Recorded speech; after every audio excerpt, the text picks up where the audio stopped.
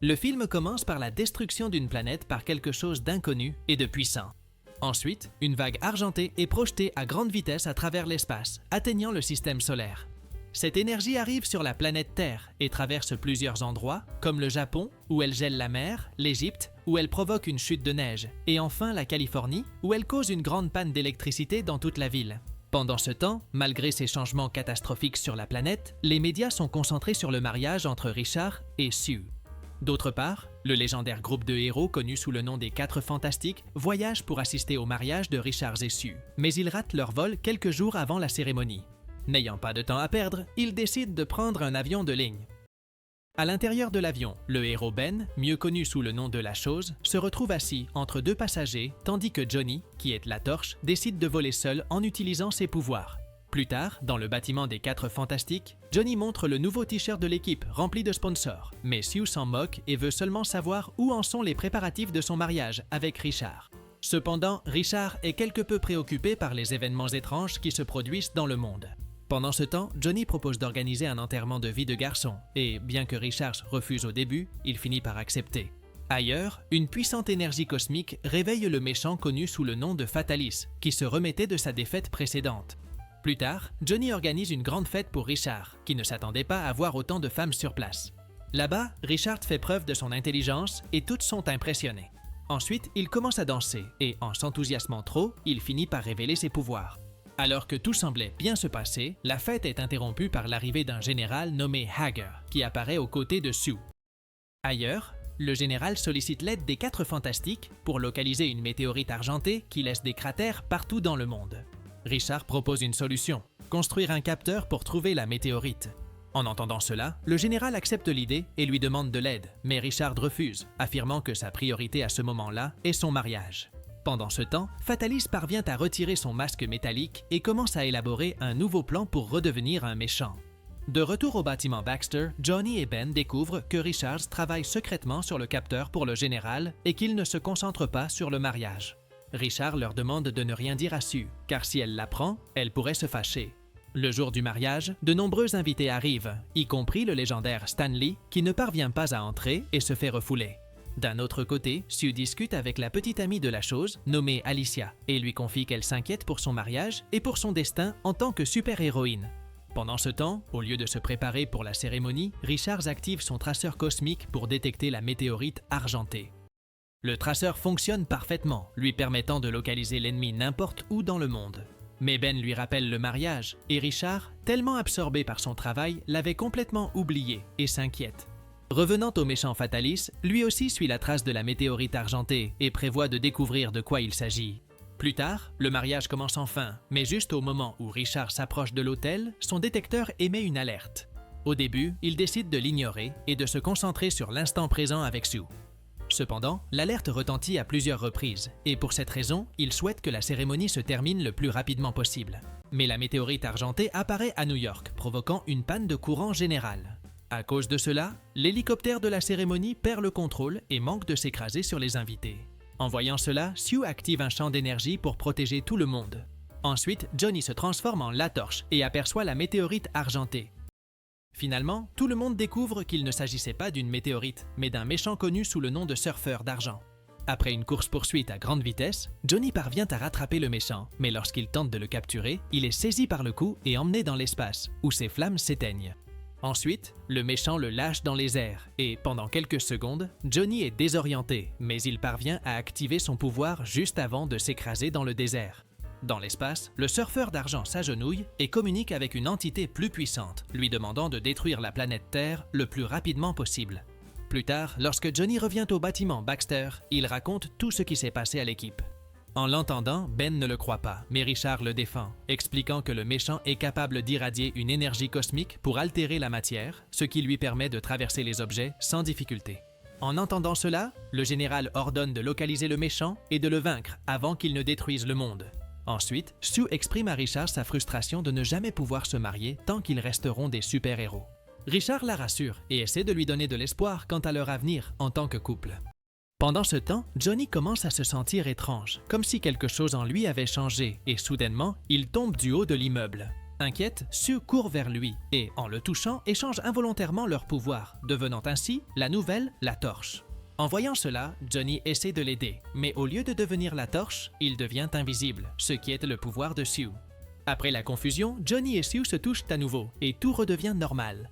Cependant, en le faisant, les vêtements de Sue sont détruits par le feu et, pour échapper à la situation, elle devient invisible. Plus tard, Richards analyse la situation et conclut qu'après l'attaque du surfeur d'argent, les molécules de Johnny sont restées instables. Pour confirmer cette théorie, Ben touche Johnny et, instantanément, Johnny perd ses pouvoirs, qui sont transférés à Ben. Johnny s'inquiète en voyant son reflet dans le miroir, tandis que Ben s'amuse avec ses nouveaux pouvoirs. Cependant, le plaisir ne dure pas longtemps et tous deux retrouvent leur capacité d'origine. Ensuite, Sue se montre épuisée par tant d'interruptions, l'impossibilité de se marier et le manque d'une vie tranquille, et c'est pourquoi elle dit à Richard qu'elle veut s'éloigner de tout cela. Richard lui propose qu'une fois le problème avec le surfeur d'argent résolu, les 4 fantastiques cesseront d'être une équipe et pourront ainsi mener une vie normale. Sue est émue en entendant cela, mais elle lui demande de ne rien dire à Johnny. Sans le savoir, Johnny écoutait tout de loin et il est attristé par la nouvelle. Pendant ce temps, le docteur Fatalis trouve le surfeur d'argent caché dans un cratère et lui propose une alliance pour dominer le monde. Cependant, le surfeur d'argent répond qu'il n'y a rien à dominer, car la planète sera détruite. Agacé d'avoir été ignoré, Fatalis lance une attaque, mais cela n'affecte pas le surfeur d'argent. Alors, le méchant le projette violemment, le faisant traverser des parois de glace. Cependant, Fatalis se rend compte que l'énergie cosmique de son ennemi commence à le guérir. De retour au bâtiment Baxter, Johnny raconte à Ben la possible séparation du groupe et lui aussi est surpris par cette nouvelle soudaine. Mais Alicia intervient dans la conversation en rappelant que Sue et Richard veulent simplement être heureux ensemble, comme une famille normale. Soudain, Richards interrompt et rassemble tout le monde pour parler de quelque chose d'inquiétant. Il révèle que toutes les planètes visitées par le surfeur d'argent ont été détruites en seulement 8 jours, ce qui signifie que la Terre n'a plus beaucoup de temps. En se basant sur leurs recherches, ils découvrent que le prochain endroit où le méchant apparaîtra sera Londres, et c'est pourquoi ils doivent agir. Peu après, les 4 fantastiques partent là-bas aussi vite que possible. Pendant le voyage vers le lieu de l'attaque, Johnny, encore contrarié, décide d'aborder la possible séparation du groupe et exprime sa frustration de ne pas avoir été mis au courant. À ce moment-là, une dispute éclate dans l'hélicoptère, mais tout se termine sur ordre du général. Soudain, Surfeur d'argent apparaît et provoque un énorme chaos dans la ville, un nouveau cratère commençant à se former au milieu de la rivière, à côté d'une grande roue où une foule nombreuse est rassemblée. Face à cela, les 4 fantastiques agissent rapidement. Sue crée un champ d'énergie pour arrêter la roue, Richard s'étire pour maintenir les pièces détachées et Ben utilise toute sa force pour stabiliser la structure. Au milieu du chaos, Johnny devient anxieux en voyant le méchant et décide d'agir en s'envolant à sa poursuite. Cependant, sans s'en rendre compte, il touche accidentellement Richard et, en raison de l'instabilité de leur pouvoir, ils échangent leurs capacités. En conséquence, Johnny tombe au sol avec les pouvoirs élastiques, tandis que Richard devient la torche et reste déconcerté. À ce moment-là, n'ayant pas l'aide de Richard, Ben supporte tout le poids pour maintenir la grande roue en place. Après avoir réfléchi un instant, Richard profite de son nouveau pouvoir de feu pour souder la roue et parvient à sauver tout le monde. Cependant, la rivière a été complètement évaporée par le cratère, ne laissant qu'un immense trou. Malgré le sauvetage, les dégâts ont été si importants que le général a perdu confiance en les héros. C'est pourquoi le général Hager a promis d'envoyer plus de soldats, car il considérait que les héros n'étaient pas à la hauteur pour défendre le monde. De plus, il a invité Victor Doom, qui apparaît devant tout le monde sous sa forme humaine. Agacé, Ben tente d'attaquer le méchant, mais le général l'en empêche, affirmant qu'il est sous ses ordres. Victor affirme détenir des informations précieuses et déclare vouloir aider la planète Terre. Bien qu'il déteste Richard et son groupe de héros, Victor décide de collaborer avec eux car le monde est en danger. Ensuite, Richard tente d'avertir le général au sujet de Victor, disant qu'il serait une erreur de lui faire confiance en raison de son passé de méchant. Cependant, le général, encore contrarié par la dernière mission, affirme que la seule erreur a été de faire confiance à Richard, et c'est pourquoi il exige que Victor fasse partie de l'équipe. Avec la situation désormais mieux maîtrisée, Victor présente l'enregistrement de sa rencontre avec le surfeur d'argent, révélant quelque chose de curieux. Chaque fois que le méchant attaque, l'énergie passe de sa planche à sa main, ce qui prouve que ses pouvoirs ne viennent pas de lui, mais de la planche. Ainsi, pour arrêter le méchant une bonne fois pour toutes, il sera nécessaire de lui retirer la planche. Plus tard, Ben et Johnny sont dans un bar en train de discuter, mais la torche se sent mal à cause de tout ce qui s'est passé et de l'instabilité de ses pouvoirs. Il se confie à Ben, qui essaie d'apaiser la douleur de son ami. Au laboratoire, Richard est frustré de ne pas trouver de solution pour arrêter le surfeur d'argent. Cependant, Sue le calme et lui donne une excellente idée. Utiliser une impulsion pour créer une machine capable de retirer la planche au surfeur. Richard considère que c'est une excellente idée et explique le plan au général, qui l'approuve également. Cependant, Richard l'avertit qu'il faudra 3 heures pour construire la machine, car Victor n'aide pas. Intrigué, Sue monte chercher Victor et le trouve en train de construire quelque chose en secret.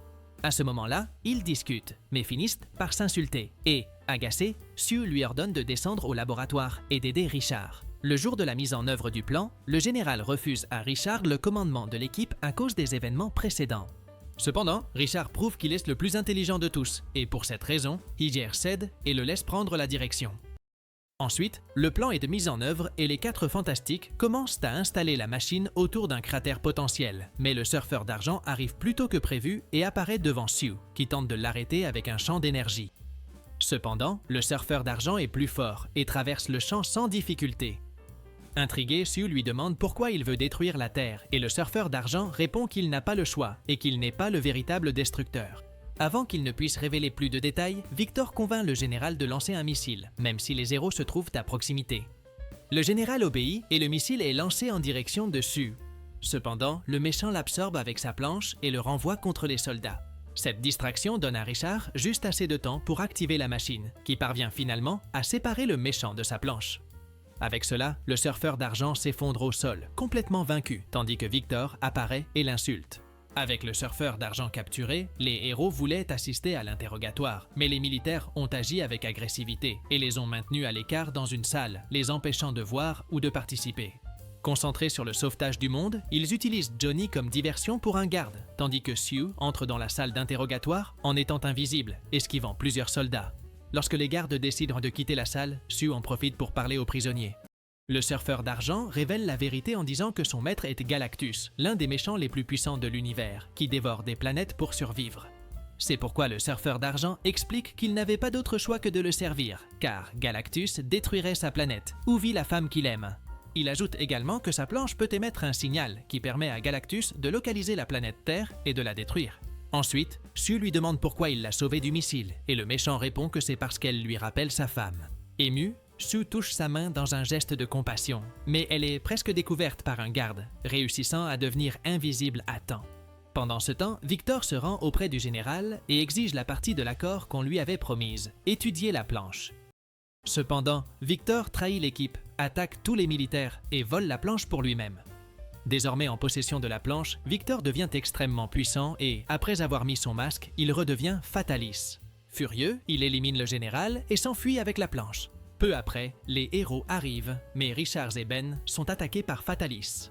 Heureusement, ils parviennent à se sauver et, voyant le chaos causé par Victor, décident de libérer Surfeur d'argent et de s'échapper. En chemin, ils sont arrêtés par la capitaine, qui veut garder le surfeur d'argent prisonnier, mais Johnny lui explique toute la situation et, n'ayant pas d'autre choix, elle les laisse partir. Ensuite, Richard appelle un jet qu'il a lui-même conçu et ils partent à la recherche de Victor pour l'arrêter. En le trouvant, une bataille commence et Fatalis active plusieurs pouvoirs à sa disposition, tandis que l'équipe essaie de le convaincre de lâcher la planche, car celle-ci attire Galactus sur la planète. Cependant, cela ne lui importe pas et il continue la destruction. Les héros tentent de l'encercler, mais Fatalis les piège dans une tornade qui les projette au centre de la ville. Bien qu'affaibli, le surfeur d'argent se relève, tandis que Victor, depuis les cieux, prépare son attaque. À ce moment-là, il lance une lance d'énergie pour en finir avec le surfeur d'argent. Sans hésiter, Sue active son champ de force et tente de le protéger, mais la lance traverse son bouclier et la frappe de plein fouet, laissant les autres héros inquiets. Aussitôt, tous observent un immense nuage apparaître au-dessus de la Terre et le surfeur d'argent avertit que Galactus est arrivé. Bien qu'inquiet, Richard explique qu'ils doivent détruire l'émetteur d'impulsion qui relie Fatalis à la planche. À cet instant, Johnny a une idée. Comme ces molécules sont instables et qu'il peut échanger ses pouvoirs avec ses coéquipiers, il propose d'absorber tous les pouvoirs de l'équipe en même temps pour devenir plus fort et ainsi affronter Fatalis. N'ayant pas d'autre choix, ils acceptent et joignent leurs mains. Johnny se transforme et, avec la force de Ben, l'élasticité de Richard, les champs de force et l'invisibilité de Sue, ainsi que ses propres flammes, il affronte Fatalis et le vainc facilement. Après ce combat, Johnny parvient à détruire l'émetteur et ainsi la planche est retirée des mains du méchant. Au même moment, Ben monte dans un véhicule et porte le coup final, projetant Fatalis au fond de l'océan. Malgré la défaite de l'un des méchants, Sue avait quitté ce monde à cause de la blessure qu'elle avait reçue en protégeant Surfeur d'Argent. À ce moment-là, Surfeur d'Argent prend une décision et, en appelant sa planche, il active une grande énergie cosmique pour redonner la vie à Sue. Heureusement, cela fonctionne et Sue revient à la vie. Avant de partir, Surfeur d'Argent demande à Richard de profiter de chaque instant de sa vie avec elle. Ensuite, Surfeur d'Argent s'en va avec sa planche pour affronter Galactus. À son arrivée, il révèle au grand méchant qu'il n'est plus son serviteur. Utilisant ce qui lui reste d'énergie, Surfeur d'Argent parvient à vaincre Galactus, mais il disparaît avec lui uniquement pour sauver la planète Terre.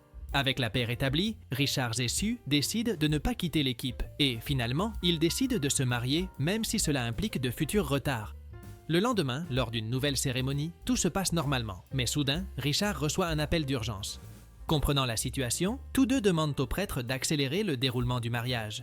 Les deux échangent les alliances et partent à bord de leur vaisseau pour sauver le monde une fois de plus. Dans la scène finale, le Surfeur d'Argent flotte dans l'espace et ouvre les yeux, révélant qu'il est toujours en vie. Et ainsi, le film se termine. Si cette vidéo t'a plu, n'oublie pas de t'abonner à la chaîne, de mettre un like et profitant pour découvrir d'autres résumés incroyables qui sont disponibles pour toi. Je te dis au revoir pour l'instant et on se retrouve dans la prochaine vidéo.